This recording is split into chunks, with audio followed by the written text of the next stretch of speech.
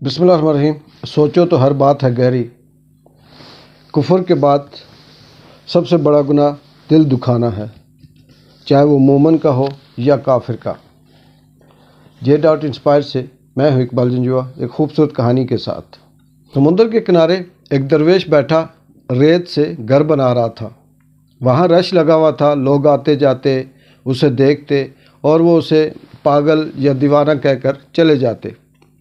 وہاں سے ایک سیٹھ گزرا اپنی فیملی کے ساتھ، تو سیٹھ نے دیکھا کہ یہ درویش کوئی ریت سے گھر بنا رہا ہے اور وہ درویش ساتھ آوازیں لگا رہا ہے کہ جنت میں گھر لے لو، جنت میں گھر لے لو۔ سیٹھ وہاں سے گزرا، سیٹھ نے سوچا یہ کیا درویش ہے اور یہاں پہ سمندر کے کنارے گھر بنا رہا ہے اور یہ آوازیں لگا رہا ہے کہ جنت میں گھر لے لو۔ وہ گزر گیا، اس کے پیچھے اس کی بیگم تھی۔ سیٹھ کی بیگم نے جب اس درویش کو دیکھا تو اس نے کہا، بابا یہ گھر کتنے کا دے رہے ہو؟ اس نے کہا، جی یہ میں اتنے کا دے رہا ہوں۔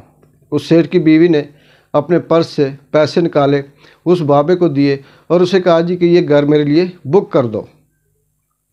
درویش نے اس بیگم سے پیسے لیے، اپنی مٹھی میں مروڑ کر سمندر میں پھینک دیا اور اس نے کہا کہ جا تمہارا گھر بک ہو گیا۔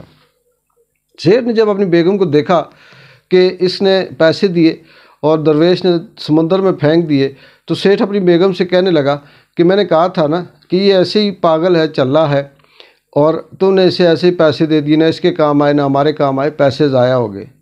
بیگم نے خیر کوئی بات نہیں کی اور وہ گھر چلے گئے۔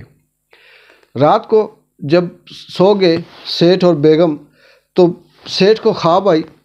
خواب میں دیکھتا ہے کہ جنت میں ایک بہت بڑا گھر ہے اور اس گھر کے دروازے پہ اس کی بیگم کھڑی ہے۔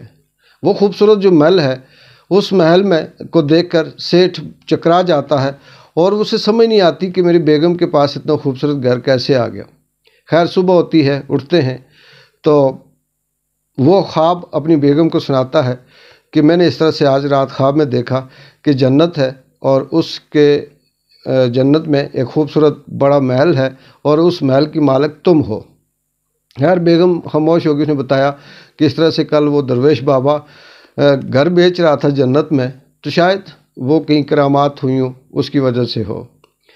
یہ بات سن کر سیٹھ کے ذہن میں کچھ خیال آیا اور وہ بھاگتا ہوا گیا، جا کے دیکھا درویش وہیں بیٹھا ہوا تھا اور وہ اسی طرح سے ریت سے گھر بنا رہا تھا اور آوازیں لگا رہا تھا کہ جنت میں گھر لے لو۔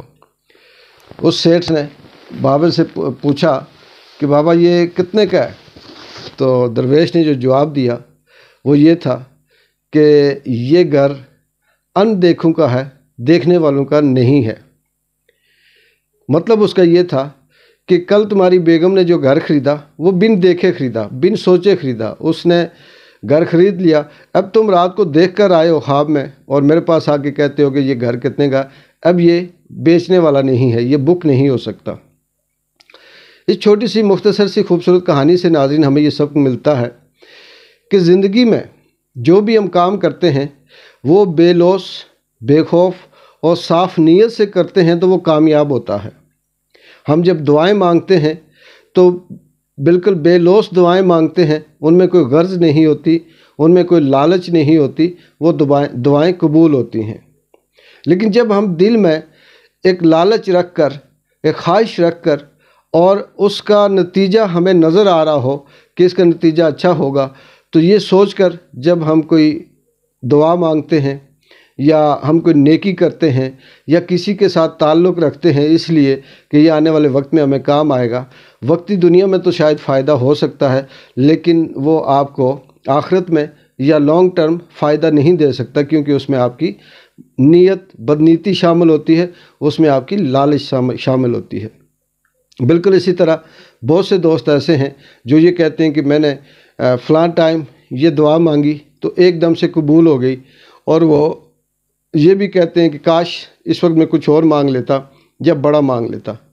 وہ ہوتا یہی ہے کہ آپ کے دل سے اس وقت اچانک جو بات نکلتی ہے اس کے پیچھے نہ کوئی مطلب ہوتا ہے، نہ لالچ ہوتی ہے، نہ حرص ہوتی ہے، نہ ہوس ہوتی ہے، اور وہ دعا قبول ہو جاتی ہے۔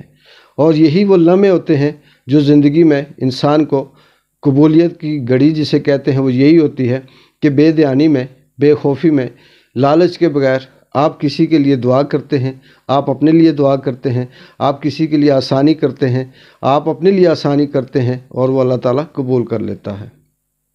امید ہے کہانی آپ کو پسند آئی ہوگی۔ J.Inspire سے اقبال جنجو کو اجازت دیں۔ اللہ حافظ۔